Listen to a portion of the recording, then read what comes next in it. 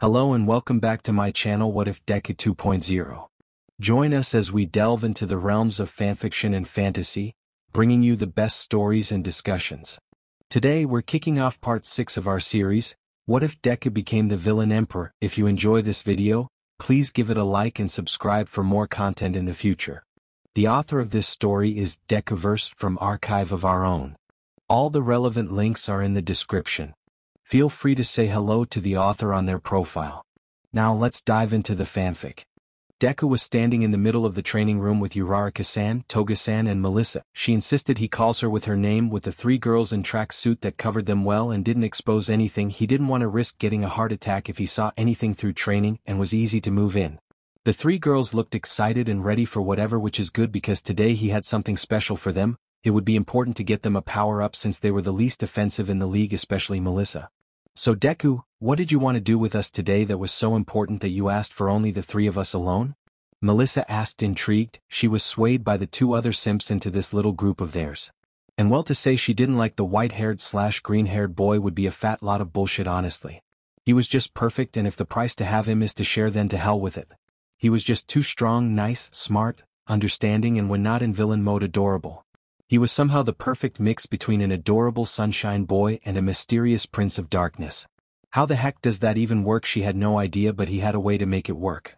She was pleasantly surprised when he came to her asking her for an important training session and ended up with Himiko and Ochako, who looked as clueless as she was.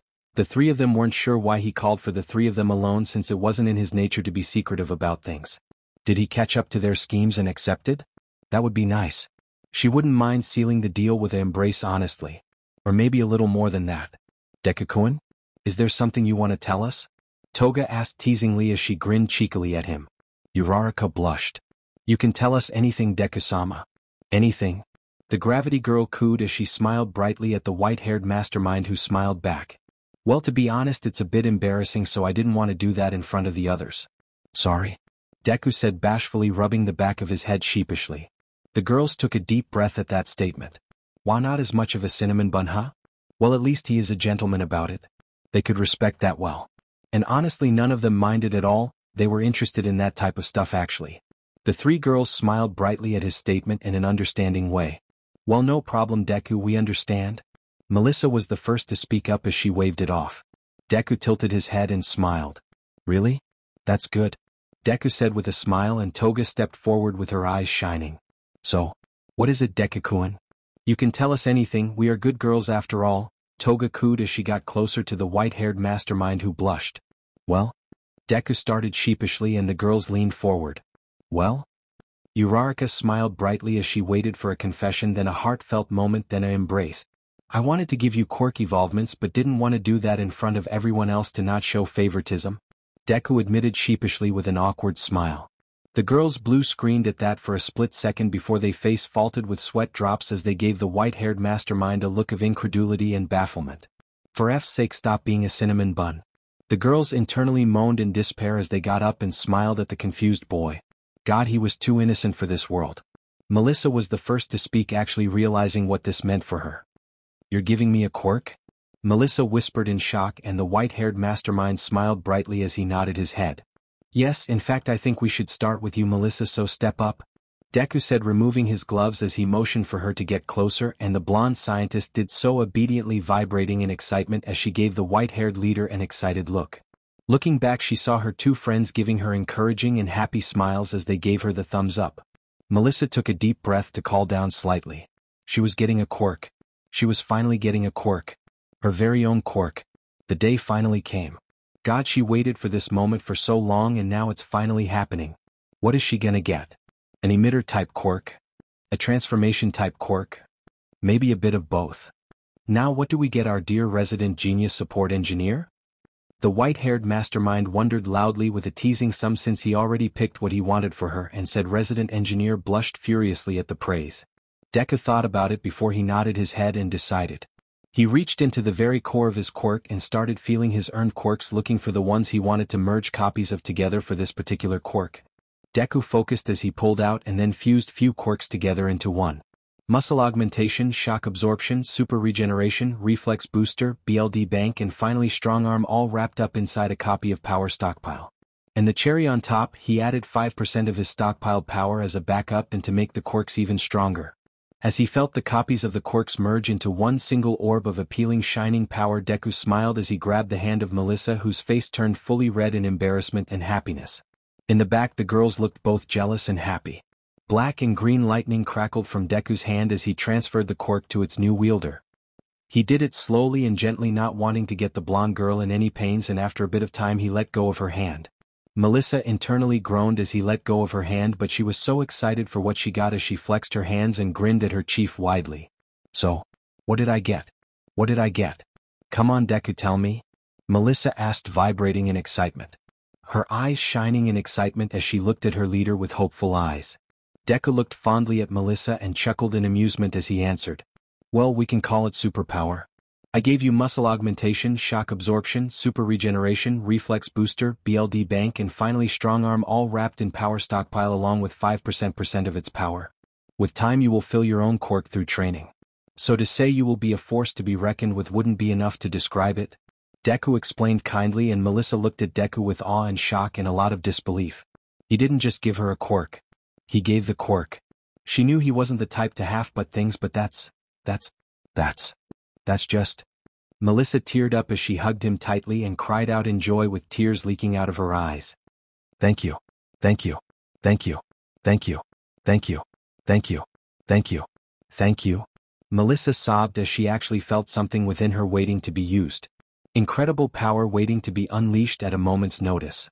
What Melissa didn't notice was that she just shoved the poor boy into her chest and he fainted with a red face after feeling a girl's melons on his face. After a bit of time, the white-haired mastermind woke up from his coma and he looked at the two other girls with a deep blush, and Melissa looked away, bashfully rubbing the back of her head sheepishly with her hand. Alright, let's continue. Now Uraraka-san and Toga-san, I'm going to take your quirks, but I will give them back. So just relax and it shouldn't hurt. It only does if you resist. Deku instructed gently as he stood in front of the two. And the two girls nodded their heads in understanding. Alright, Deku-kun, Toga said cheerfully as she jumped in front of him. Uraraka smiled brightly and stood in front of her boss with a confident look on her face. Do what you must. With a nod, Deku grabbed both of the girls' hands and started slowly and gently pulling their quirks out. The process took a bit of time but was worth it. Now he felt zero gravity and transform within him. Floating in the space of his quirk but far enough from the core to not merge, he didn't want to destroy their vestiges. The idea felt wrong to him, honestly. He first started with zero gravity. He added first moving objects because it would an excellent addition to zero gravity, and added physical booster with reflex booster, then decided to wrap them up in a copy of power stockpile charged with 5% of his power. Deku moved to transform and added a copy of blood curdle because the two would complement each other perfectly. Then he added physical booster with reflex booster, then decided to also wrap them all up in a copy of power stockpile charged with 5% of his power. After all the quirks he acquired, he charged to 35%, but he could physically handle only 20 at the moment, so he decided to get rid of the rest. He could always recharge. There are a lot of bad guys with fascinating quirks after all. As he finished and opened his eyes, he gave the two girls a kind smile, and they have smiles of their own. The white-haired mastermind gently grabbed their hands again, and black lightning started crackling around intensely as the two girls felt an intense surge of power go through them. The two wheezed slightly and were about to fall, but the white-haired mastermind caught them both. Deku, are they okay?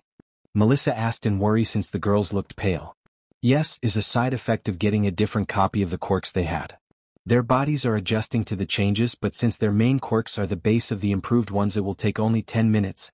Deku explained casually as he gently helped the girls down, and they smiled in appreciation. Thanks, a warning would have been nice though, Toga said as she sat on the floor and took deep breaths. I feel like I overused my quirk. Uraraka groaned, and Deku offered them both energy drinks. The girls took them without skipping a beat and downed them instantly. After 10 minutes passed, the three girls were now standing in front of their leader, who looked excited. Alright. Now time to try out your new quirks, Deku said cheerfully as he grabbed a notebook and a pen to write down everything they observe. The girls nodded enthusiastically, or in Melissa's case barely contained excitement. So, how do I activate it? I never used a quirk before, Melissa said embarrassed, and Deku smiled gently in understanding. I was there, you just need to feel it within you. Quirks are a part of the body like muscles and limbs. If you think of using it, it will be used, so imagine your muscles hardening and it will. Deku explained helpfully, and Melissa nodded her head. She felt within her, A stream of power that was about to strengthen her but waiting to be called upon, so she imagined her muscles flexing and the blonde scientist's body got slightly bigger, she grew a couple inches taller, her muscles bulged into a bigger size, her eyes started shining and even her hair became livelier. Deku watched in fascination as he looked at her for a couple seconds before saying, "You look like a younger, less muscular Star and Stripe. Wanna get a matching costume?" Deku joked and the girls giggled. "I am so adding an American flag cape into my costume, yes?" Melissa said before looking at herself and smiling widely. "This great. I feel so powerful." She threw a couple punches before she punched a training dummy, snapping it in half, and looked sheepishly at Deku. "Sorry?" Deku shook his head in amusement. "I gave you strength but you need control. Let's see what Uraraka-san and Toga-san got, then we will move to actual training," Deku suggested as he looked at the two girls who nodded their heads in affirmation. The two girls closed their eyes and focused, and after a second they summoned the power their dear MSTR gave them. The two didn't change physically but got similar arcs of lightning coursing through their bodies. Toga's lightning was BLD crimson and it danced around her body with her eyes turning red and shining brightly. Uraraka's lightning was bright pink in color and it danced around her body with the sound of static, but her eyes stayed silent. Deku stared in fascination as he started taking notes. It seems that the fusion with muscle augmentation gave Melissa a buff form similar to All Might, while Toga-san and Uraraka-san got more similar to my quirk in nature, which makes me wonder if they can discharge electricity like me or not. Can Melissa use electricity, or is it just Toga-san and Uraraka-san? What and why did the quirks change upon fusion? How dash. Deku-kun, you are muttering again, Toga said in a sing-song way, and Deku snapped out of his muttering. "Sorry about that, I know it can be annoying sometimes." Deku apologized sheepishly. The girls shook their heads at that. "Oh, not at all, Deku-sama. It's kinda cool how fast you could speak and write." Uraraka smiled brightly as she waved at his apology off casually. "Well, what do we do now?" Melissa asked, and Deku grinned as he cracked his neck and knuckles menacingly. "We train, you need to get used to fighting like this and I'm helping you with that. After all, Uraraka-san has her entrance exam in a month from now," Deku said sadistically, and the girls gulped. "Well, at least he is the aggressive type, good to know." And with that the fight began. A very one-sided, brutal fight. Gah. Toga was slammed into a wall for the millionth time today and groaned. Even with super regeneration it sucked to be kicked and punched around, and looks like their great leader is not afraid of beating girls to a pulp in training. "Time for a break," Deku declared, and the girls groaned loudly in satisfaction. Finally, Toga whined as she walked to Deku to get her delicious snack from him. Melissa and Uraraka stared at Toga blankly as she grabbed the boy and pierced his neck with her fangs and started sucking the BLD out of him like milkshake, while he seemed unfazed in the slightest. The two girls stared at him blankly and he smiled. "Pain blocker," was the simple response, and they nodded their heads. Toga looked surprised as she let go earlier than usual, causing Deku to look at her surprised. "Toga-san, are you okay?" Deku asked, worried, as the girls flexed a little and grinned widely. "Deku-kun, I think BLD makes me stronger. I drank yours and I feel now much stronger than usual," Toga cheered as she jumped around in joy. Deku looked surprised at that. So basically fusing quirks together could cause mutations to occur and make new abilities? That's unbelievable. Uraraka-san. Melissa, is there anything else you noticed? Deku asked, looking at the girls curiously. The girls looked at each other before I started to experiment with their new abilities. "The boss, I have an announcement." "Demon Lord, what is it?" "Dr. Evil, I am intrigued." "The boss, I gave Melissa, Toga-san and Uraraka-san quirk evolvements, and in Melissa's case a quirk to begin with. Demon Lord, and you made a new discovery by accident, but a very welcome one?" "Dr. Evil, I am all ears, young lord." "The boss, yes. It seems that mixing quirks results in mutations and creates new extra quirks." "Demon Lord, this is phenomenal." "Dr. Evil, this is an absolute breakthrough. The potential with the Nomus are endless." "The boss, I know." "Demon Lord, what are you waiting for, Deku? Details." "Dr. Evil, please young lord, I need to know." "The boss, well, it seems that now Toga-san got a new quirk we decided to call BLD Boost. Basically fusing Transform and Blood Curdle caused somehow the mutation and creation of BLD Boost, which is, as it sounds, the more BLD she drinks the stronger she gets. 5 liters and she lifts a car." "Demon Lord, that's fascinating." "Dr. Evil, agreed." "Demon Lord, so now we can see what quirks could create if mixed without quirk marriages." "That's wonderful." "Dr. Evil, This will make studying quirks much more exciting, young lord. The boss, indeed. Demon Lord, Uraraka-san? The boss. Mixed moving objects with zero gravity, and now it mutated not only to increase gravity thanks to enhancement from power stockpile, but she can telekinetically increase and decrease gravity from objects. Demon Lord, this phenomenal. And extremely fascinating. Dr. Evil, absolutely magnificent. The boss, I know. The boss. Anyways, it seems that having the new quirks doesn't mean you lose the old ones. Demon Lord, so basically you take 2 quirks and get a third for free? This is amazing. Dr. Evil, this is a gold mine in Nomu creation, my lord. The boss, IF no. Demon Lord, and Shield-san? The boss. Basically it seems that muscle augmentation fused and shock absorption with her copy of stockpile and gave her a quirk similar to OFA and gets stronger the more shocks she absorbs. Demon Lord, this is magnificent. All Might will lose his SHT when he sees that. Dr. Evil, we gotta record his reaction in the family reunion. It would be glorious. The boss, 1 step ahead of you, good doctor.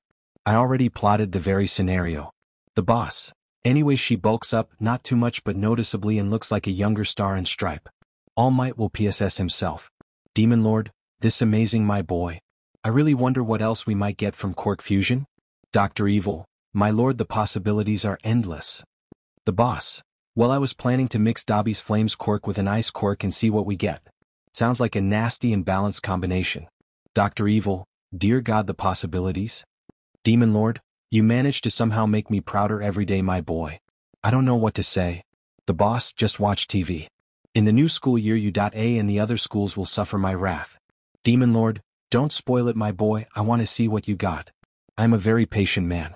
Today was the day. Today his plans on U.A in Japan will go to the surface.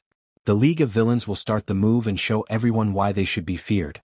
He already had plans over plans, and it all starts with U.A, then specifically All Might and Bakugo, because he was going to be there. Obviously, it was their dream school after all. Well, was because he was a different person now. He wasn't Izuku Midoriya, that weak, shy, nervous, pathetic little brat that fantasized over being one of those dirty, backstabbing, glory-hounding psychopaths. No, he was Deku Shigaraki, the adopted son and the successor of All for One. He was the Prince of Darkness, the future Emperor of Villains, and the one who will bring down this rotten, disgusting society. The only thing his revenge on Bakugo that would be bitter is what would happen to his mother when she finds out what an absolute garbage her son was. Mom, Deku really loved his mom. She was always his pilar and sunshine. He loved her too much and always did and always will care for her. He might have not seen her face to face in 2 years now, but he made sure to keep an eye on her.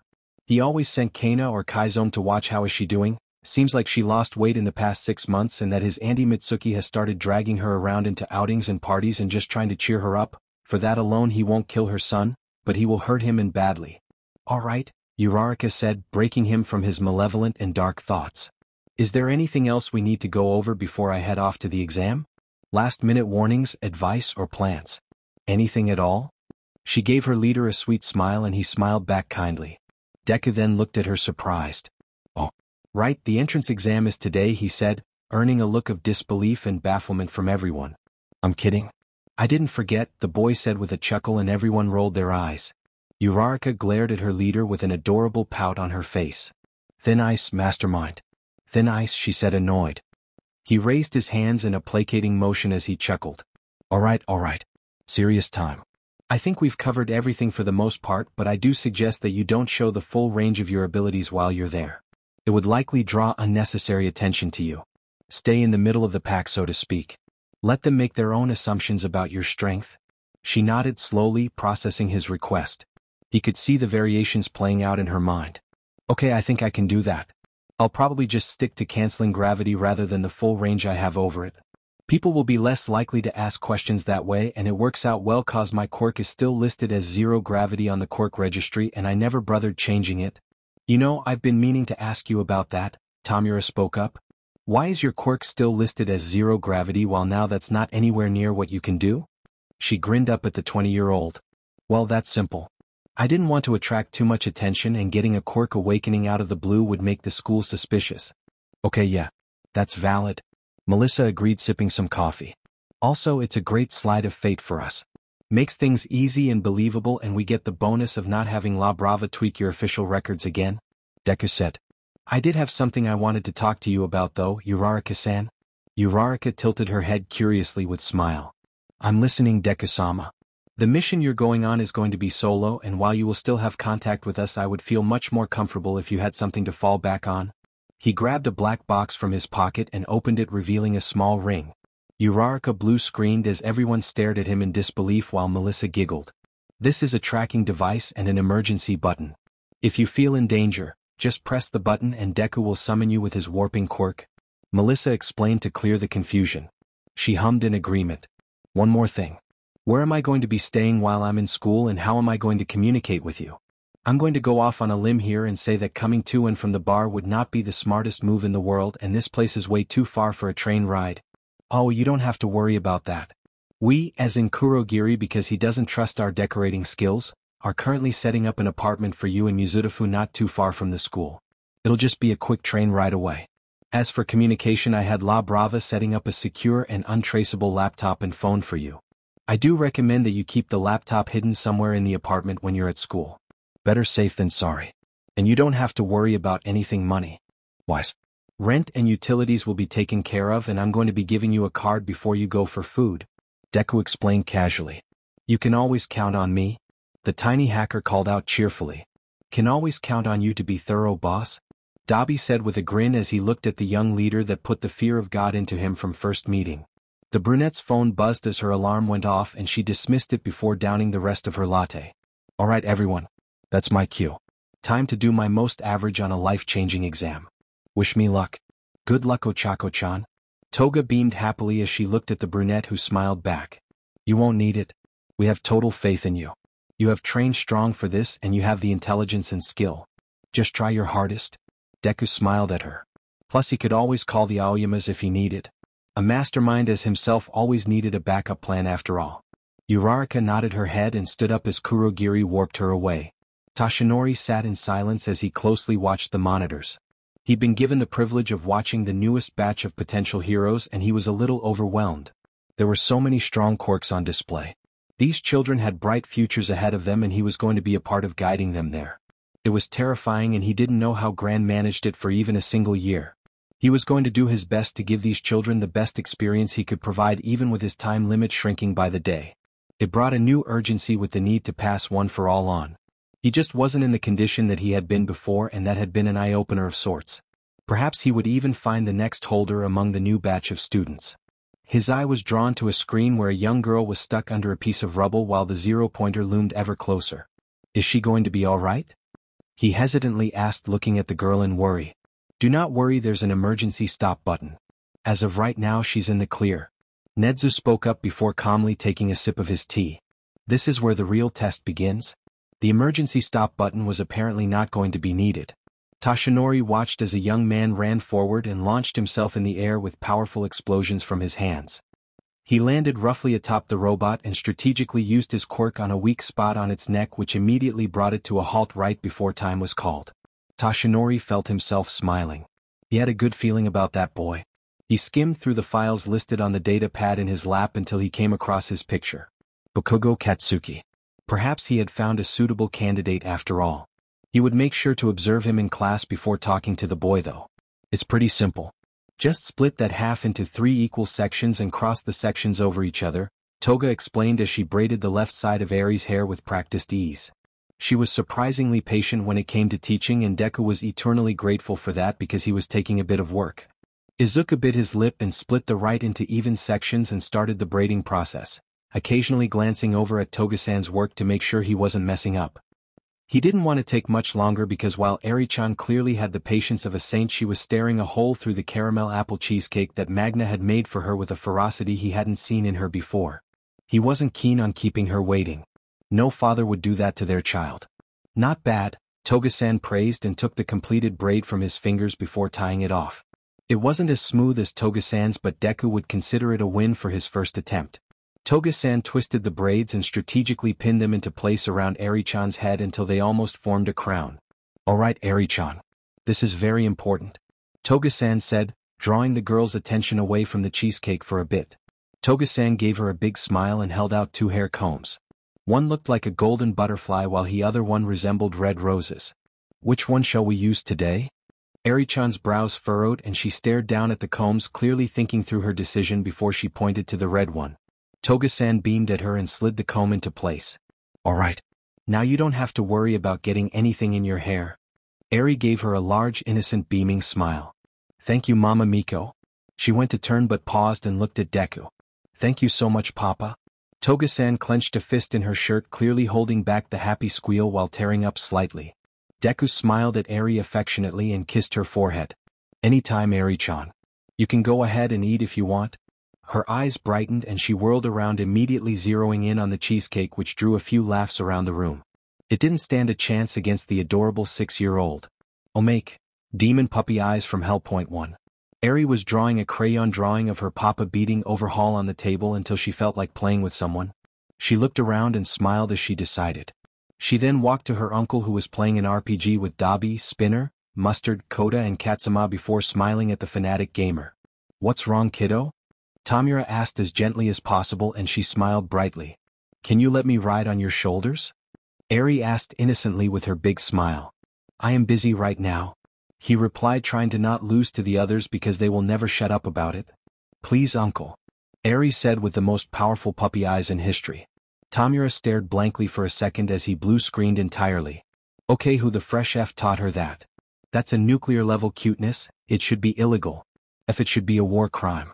Tamura just paused the game and sighed in defeat. Sure thing, why not? Tamura said as he picked the cheering girl while giving everyone a not AF word look.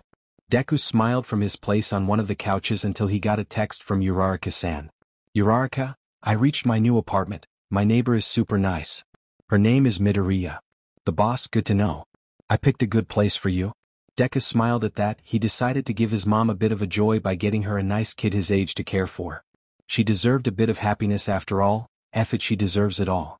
Once he revealed his identity, he will warp her into the island to spend the rest of her days happy. Katsuki smirked as he looked at the destroyed zero-pointer. He had destroyed it.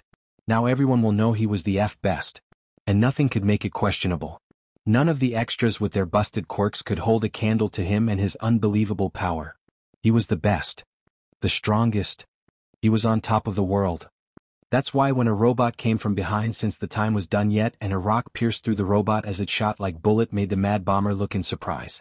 He found some weird chick with a brown haircut and a bob with brown eyes and pink cheeks holding her hand like she was the one to shoot it. That fierce look in her eyes made him feel weird in his stomach. Did he eat something wrong today? Or yesterday maybe? Wait, she was under the rubble? He never saw a chick, he just went for the robot because it would be his chance to show all these busted D-listers who was boss. Whatever, she got lucky he was around, plain and simple. No need wasting his time thinking about that type of bullshit about saving lives. He was here to beat the SHT out of villains and get the first rank. Hey, thanks for the help. Pink Cheek said, passing by him with a smile that was disgustingly similar to that useless, quirkless, pathetic, quirkless, worthless, quirkless weakling. The Deku, ever since he disappeared, his old hag would never shut up about it. She keeps praying he would come back, like the useless, worthless F is still kicking. He was too pathetic to survive this long. But his parents seemed as distraught as the nerd's mom, who somehow lost her mind to say that that worthless F was the Green Rabbit or Carla or whatever the F he's called these days. And the worst is that in the start of the past year, the nerd's mom cracked and spilled what he did to that waste of space. All the bullying and SHT, she snitched it all. It infuriated him how he got bruises by his old beach that would last for weeks and was grounded for a while. F-year. His old man to this day looks at him like he was a mistake. Heck, they are having another kid because he was a disappointment. Katsuki Bakugo. The future #1. What the F did this shitty world come to now? Katsuki scoffed at her as sneered, his eyes shooting a heated glare that would melt to walls instantly. I didn't help you, squirrel. I just destroyed it because it would show everyone how F badass I am. Nothing more. Katsuki snarled. The chick gave him a heated glare before scoffing and walking off. You know, being a PP to others isn't gonna make yours any bigger, you butt. Pink Cheeks called out. The blonde blue screened for a bit before he scoffed and walked off. Looks like she got ball. Interesting. Ochako felt pretty good about herself and her performance in the test. She basically got around 36 villain points, which is the bare minimum amount of points to enter the hero course. She was happy with that. No need to get more than necessary and get too much attention. She sit in the train waiting for her stop and thought of everything that happened in the test. She made sure to look for any hero candidates that she could bring into their side because Deku-sama told her that even those from hero schools had it rough sometimes. There were a lot of quirks that her lord, MSTR, chief, leader and hopefully future husband would like to get into his arsenal of quirks, like that one explosion quirk from that blonde Bomberanian, or the electrification quirk from that friendly blonde kid, or hat one hardening quirk from the redhead. There were so many.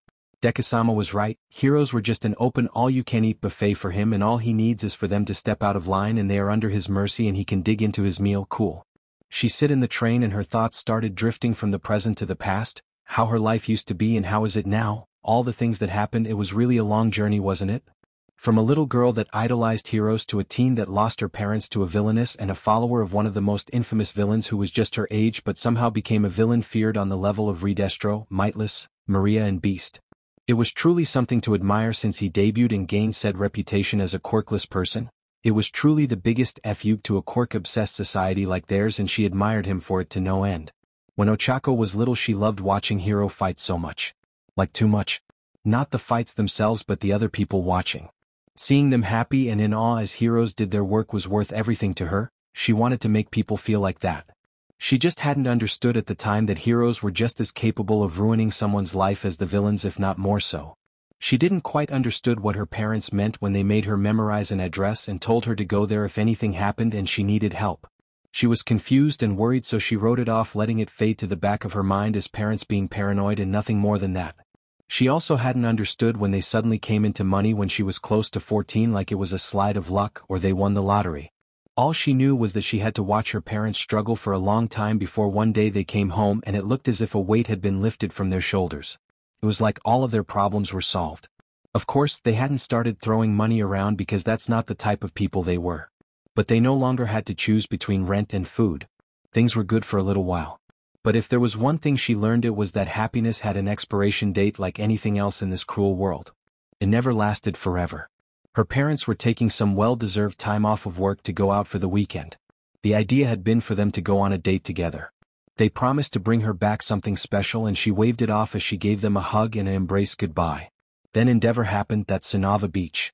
The street they were in was decimated in a fight between Endeavor and someone called Gui 10. It took a while to find their bodies, and by that time she had been moved into an orphanage temporarily. Part of her still had hope that maybe they were just hurt. Until she was pulled out of school to identify them. They were still holding hands. She ended up the orphanage permanently. She felt awful. Her entire world had been turned on its head. So much time was spent admiring heroes for their ability to protect and bring joy to people. But there were always two sides to a coin. It wasn't a villain who killed these people. Or not only a villain.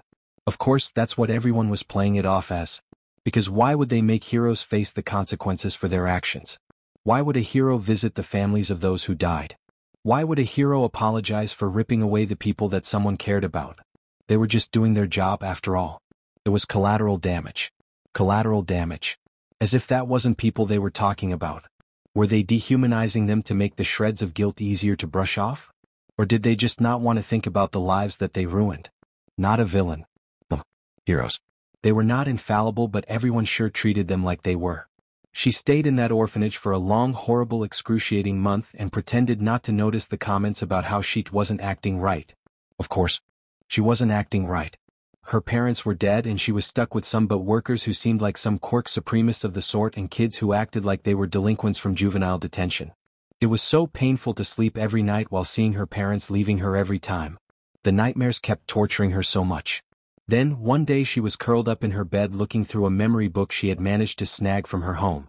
Most of her precious memories had been taken and thrown aside as if they meant nothing, so she clung to what she had and raised hell when anyone went near it.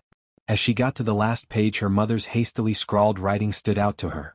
It was an address and a small note underneath that said "Emergencies only." Suddenly the memory came back to her. Maybe whoever was here could help her get out of this mess. So she grabbed her backpack and shoved the most important things inside of it. She was too afraid that if she left them there they would be gone by the time she got back. It took hours of her time, but she eventually made her way to Kamino Ward. It took even longer to find the bar. It was so run down she had passed it 3 times before she realized that was where she needed to go. Yeah, at this point she had more than realized her parents were into some shady business, but if it meant she could get out of that gilded cage of an orphanage, then she wasn't going to complain. Stepping into that bar was the best thing she could have done in her life. For the first time in months she had met and talked to real people. They gave her a home and helped her through her nightmares and bad days because they knew what it was like to be stuck and have no one there to save you. They weren't her parents and they would never replace them, but they were family. She may have originally agreed to that deal so she could get some extra cash for emergencies, but that wasn't why she stayed. They gave her something back that no amount of money can buy, and that was a family. It was dysfunctional and super weird at times, but it was hers and she was never going to let go. Which is exactly why she would do everything in her power to make them proud. Kurogiri was always gentle and somehow had a sixth sense for when people were in distress, so he could shower them with comfort food and wrap them in a blanket. It was incredibly sweet coming from the seemingly cold warper that towered over everyone in the house. Tamura was awkward to say the least, definitely socially stunted, but he still cared in his own way. He was the first to push her favorite latte into her hands and just sit beside her quietly because sometimes silence was its own comfort. She always felt safe around him. Dabi was a bit cold and socially unaware or too blunt at times, but he was a good listener surprisingly. He would let you rant for hours and wouldn't interrupt, only sip some coffee or alcohol, and when you're done he would get you something to drink and get you a flat answer or advice of what he thinks you should do, and somehow you'd feel better. He was great that way, like a natural big brother. Twice, Mustard, Spinner and Shinso were good people to go to for a long conversation about anything and nothing, or just rant about anything for the heck of it. To just talk and throw away whatever problems you had off the window and forget them for a bit. And they would always indulge her no matter what it was about.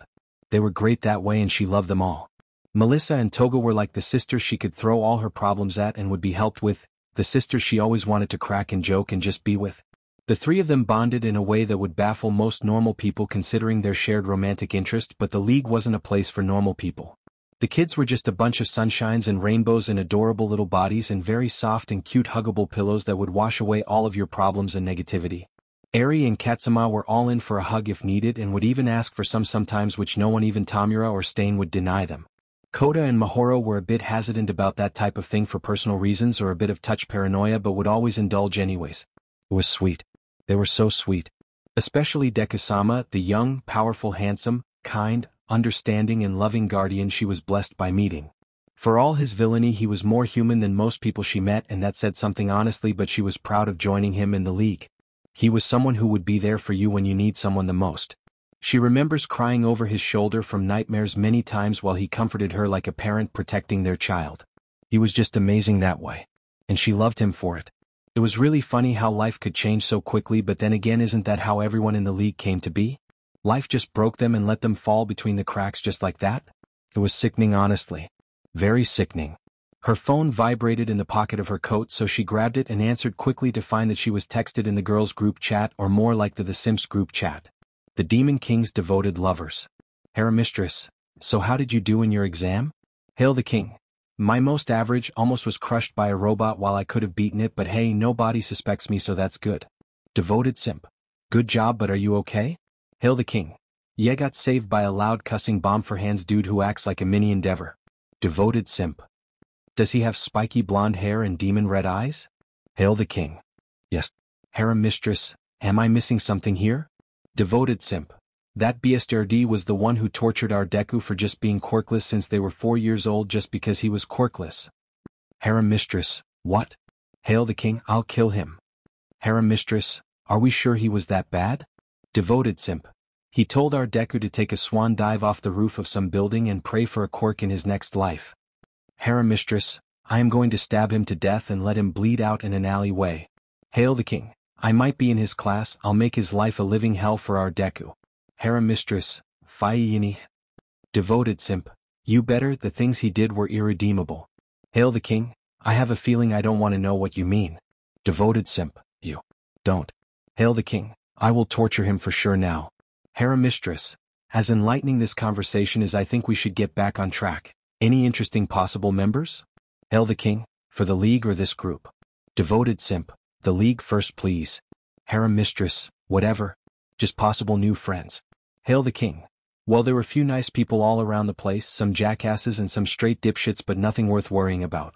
Hail the King, so possible friends? Honestly, none of them seemed like villain material from first meeting.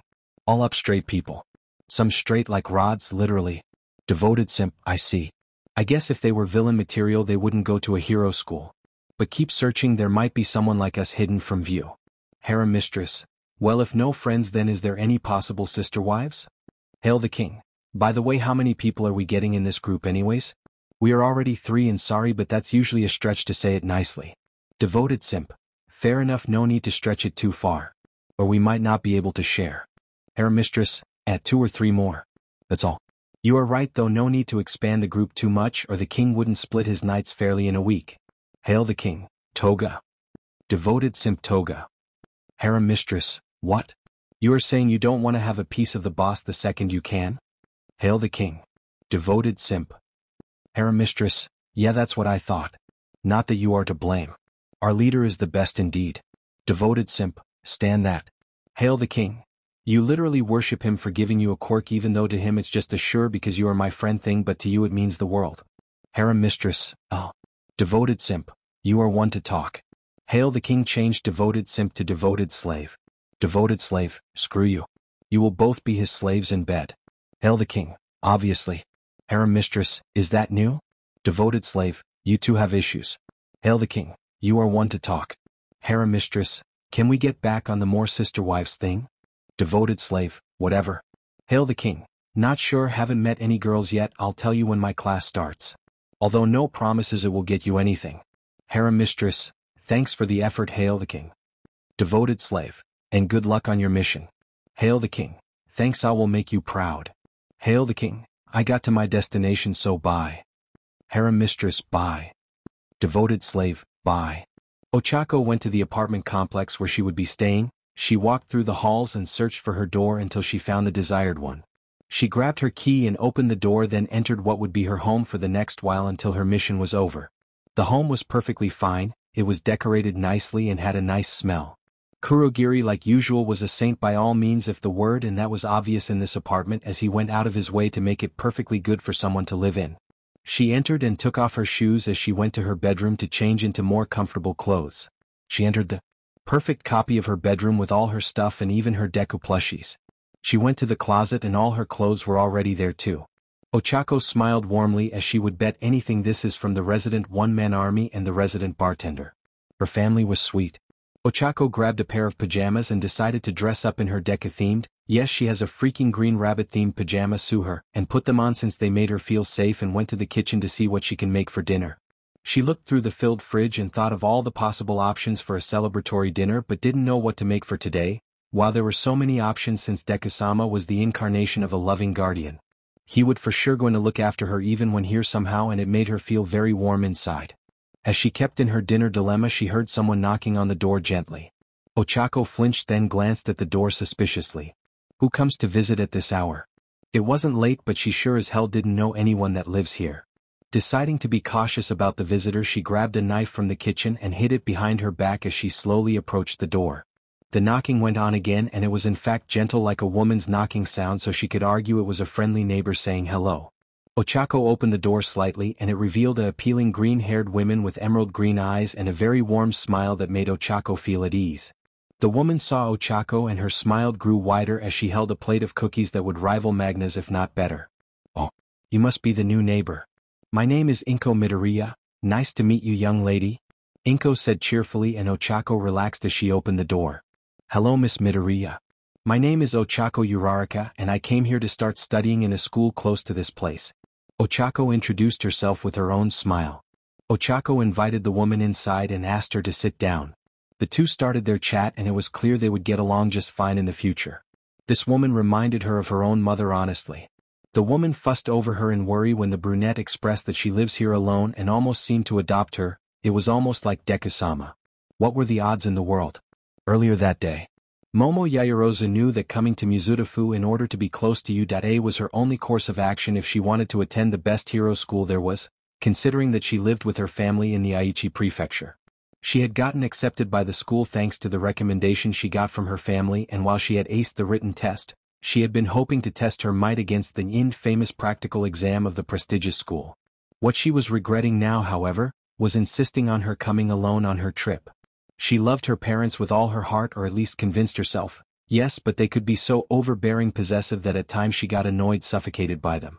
The only reason that was her only reaction was because she knew that they did it out of love and worry for her, more like worry for the future of their fortune and legacy, not because they wanted to control who she was and what she wanted to do. That was the truth though. They had even gotten the recommendation because of an offhand comment from her during dinner about wanting to apply for the U.A, but she would bet they wouldn't let her take a lesser school.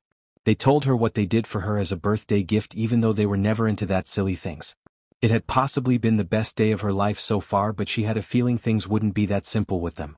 When they had wanted to come with her in order to help her settle down and stick around to monitor her, explore the city and make sure she had everything she needed at the freaking penthouse they had arranged for her to live at because it wasn't a horrible waste of money that could be used to help people.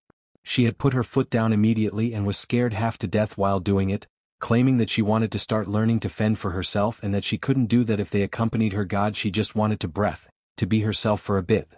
Thankfully, her parents were intelligent enough to see that she was right and didn't want to show their true faces, and they needed to give her the freedom she needed to grow and become a woman to marry her off to some arrogant jerk who thinks the world owes him something, since she was aiming to become a pro-heroine and all that, which would be great for them to bring more prestige to the Yaoyorozu name. Mom, I blame you and your DMNT genes for this, she screamed in her mind as she backed away from the three shady-looking men that were leering at her with lecherous eyes and sick grins. One of them had tentacles instead of arms, the other had a shark-like face with matching teeth, and the last one looked normal except for the fur that covered his face and the sharp-looking claws on his hands.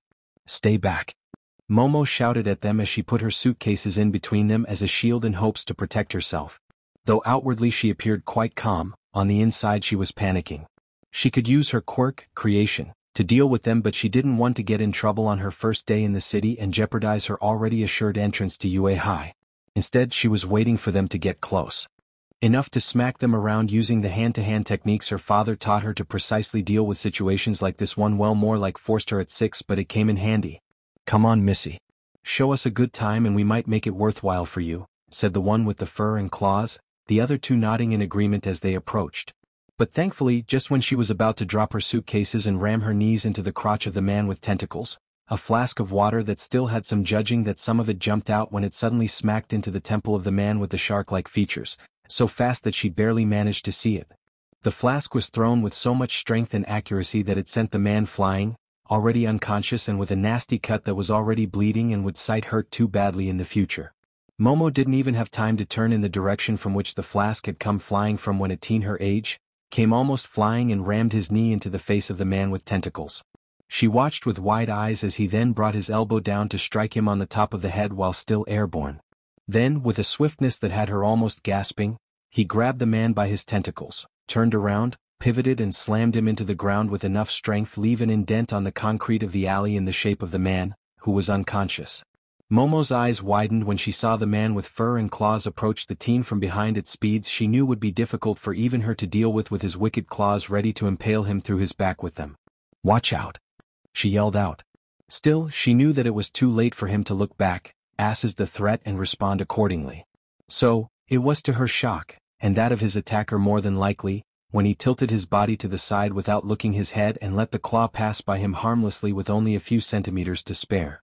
Without turning his head, his arm sharply came up and he caught the attacker on the nose with his elbow, breaking it and stunning him as his head snapped back due to the force of the attack.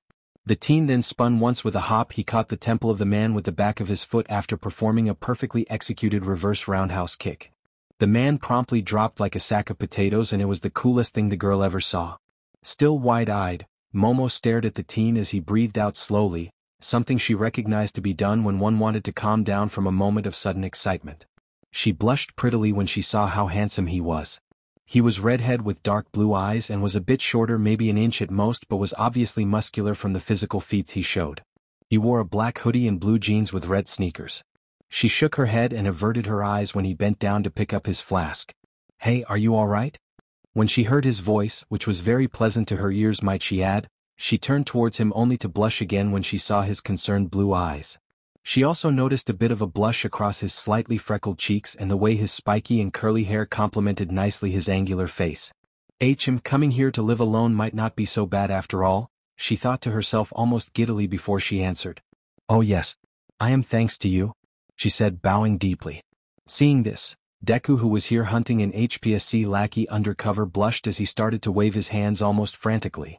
There's no need to thank me. It wasn't a big deal really.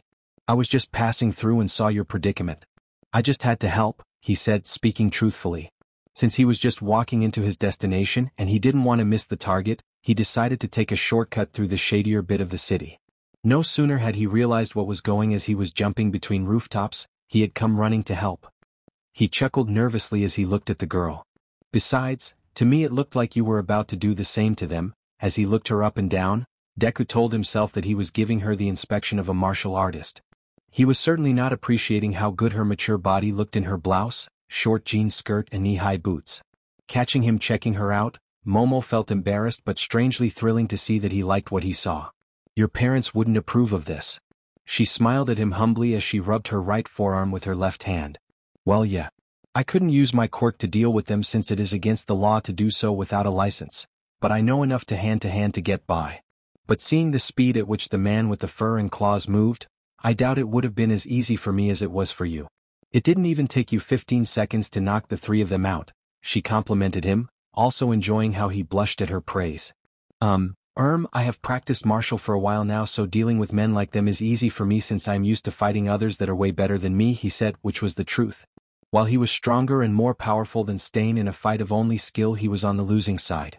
Instead of remembering that, he focused on another thing she said. So, what can you do with your quirk? Momo raised an eyebrow at the way he worded the question but shrugged her shoulders, making Deku blush as the motion resulted in her prominent assets doing interesting things. She of course noticed this, but instead of being annoyed, she was embarrassed that he noticed, amused at the fact that he looked away, looking even more embarrassed that she felt, and strangely happy that she had that effect on him. I can create anything using my body's fatty tissue as long as I am familiar with the components of what I am creating, she explained and raised her hand to quickly create a pair of dices that seemingly emerged from the back of her hand. Whoa, the way said it and the way he was looking at her hand made Momo feel somewhat self-conscious. Wait, are you telling me that if you know the components of an atomic you can just make it using your quirk? He exclaimed, looking at her in awe, his eyes glimmering in amazement. Blushing under his stare, she averted her eyes shyly. Theoretically speaking I could, yes. But since I have to use my fat cells to create something, there is a limit to just how much and how powerful the creation would be. I would have to eat constantly for a long period of time while creating the parts of the bomb. And then I would have to assemble it, which would take more time. Deku nodded in understanding. That makes a lot of sense. But still, holy CRP. With enough time and food in your hand to can do literally anything. The world is lucky that someone with a quirk like yours isn't a villain. He trailed off and he raised an eyebrow at her. You are not going to be a villain, are you? He asked, narrowing his eyes at her. But she saw a bit of amusement at that. She decided to ignore it.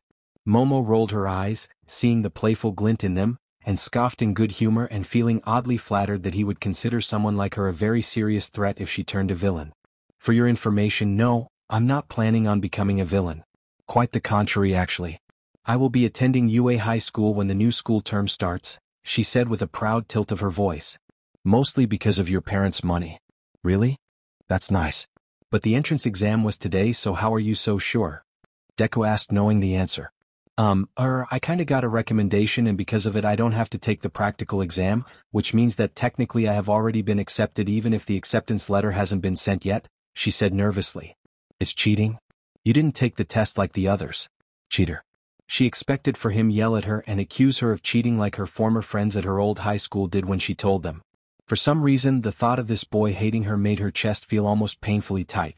Diamin, you must be more awesome than what I already thought you were. You got a recommendation to enter UA and it got accepted? Sorry? I'm only now realizing that I don't know your name. Mine's Izuku Midoriya. Nice to meet you, he said with a blinding smile. She blinked at him in shock for a few moments before her cheeks turned a healthy pink and she smiled her biggest smile in quite some time. She enjoyed how his cheeks colored as he looked at her. My name is Momo Yaoyorozu. Please call me Momo Midoriya-kun.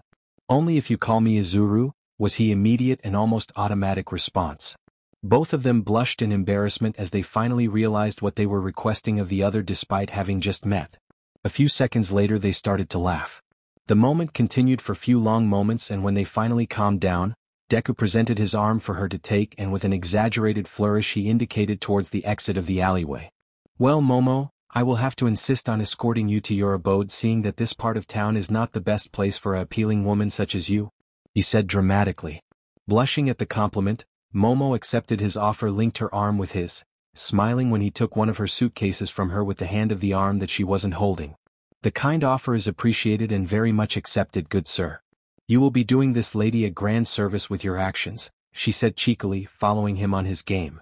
Excellent, he exclaimed grandly before with a flourish and a bright smile.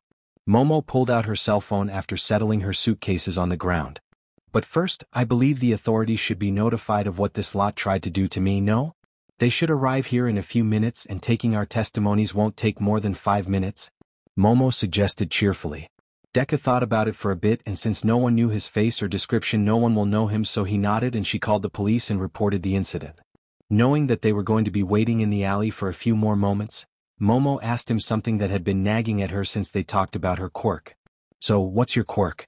I noticed that you only used martial arts to deal with those guys, Momo asked politely. Deku smirked at that confidently as he pointed a finger at himself. Oh, in fact, I don't have a quirk. Momo's eyes widened in shock. That was amazing. He was this skilled and strong that a quirk wasn't needed. She needs to train more. I am practically quirkless. Most people look down on me for that, but I don't care about it, Deku explained, and she nodded at that. Yes, you should not listen to other people and their nonsense quirk bigotry. In fact, that type of thinking disgusts me to no end.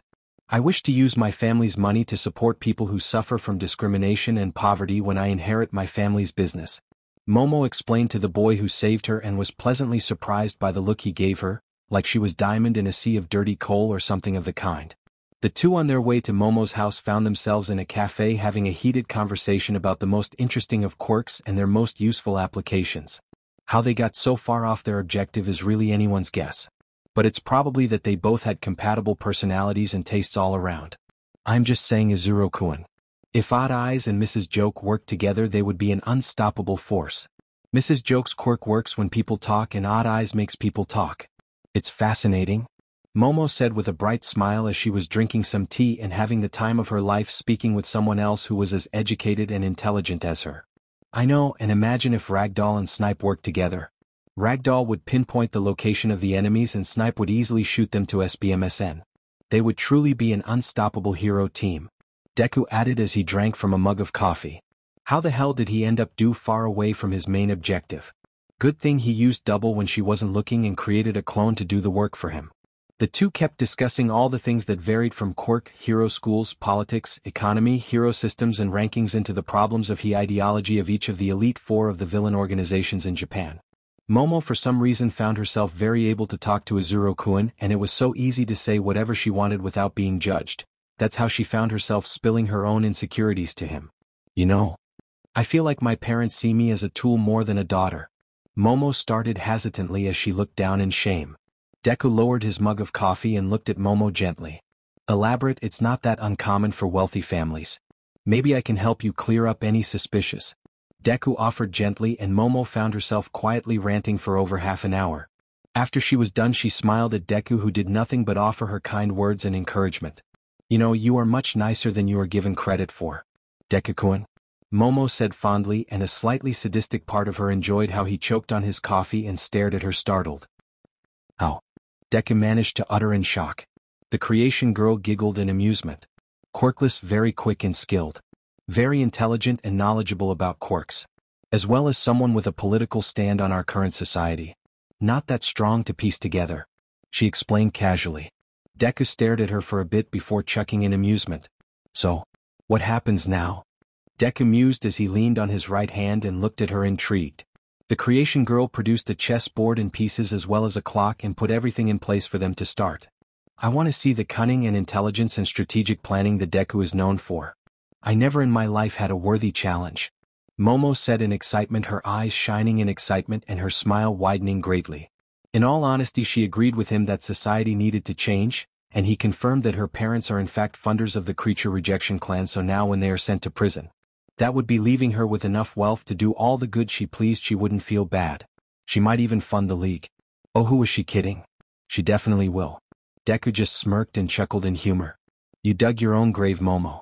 I am not the worst missed cunning villain around for no reason. Prepare for my wrath, Deku said as he removed the first piece. The two played for multiple rounds before the time to leave the cafe came up. And now the future king got himself a wealthy supporter for their antics. Melissa would be happy to find an investor for villain enterprises. Finally, It was when they arrived at her apartment building that they noticed that had been linking arms since leaving the cafe. Both were embarrassed, and the amused looks everyone was shooting them had not helped at all. Still, they exchanged numbers and promised each other to stay in contact regularly, which Deku will make sure they did. Omake, the love radar. Harem mistress, we have a situation. Devoted slave, so you felt it too? Hail the king, are you kidding me? I felt a shiver go down my spine. Harem mistress, someone is trying to take our Deku-kun. Hail the king, over my dead body. Devoted slave, well, we could offer her a slot in here, we were looking for new members. Just saying. Shrugs. Hail the king, fine. But if she tries to take him for herself, then we get her to disappear. Harem mistress, ditto. In Momo's apartment complex, the girl felt like she was in danger. Why do I feel like I need to learn how to share? Lest I suffer an unspeakable fate? The Raven questioned in confusion, getting up from her bed. Thank you for joining us on this incredible journey through What If Deku Became the Villain Emperor. I hope you found it as intriguing and thought-provoking as we did. A big shout out to DekuVerse for crafting such a compelling story. Don't forget to check out their profile on Archive of Our Own for more amazing works. The link is in the description below. If you liked this video, please give it a thumbs up, share it with your friends, and don't forget to subscribe to What If Deku 2.0 for more fascinating explorations into the world of fanfiction and fantasy. Your support helps us create more content like this, and we're always excited to hear your thoughts and suggestions in the comments section. See you guys in the next video.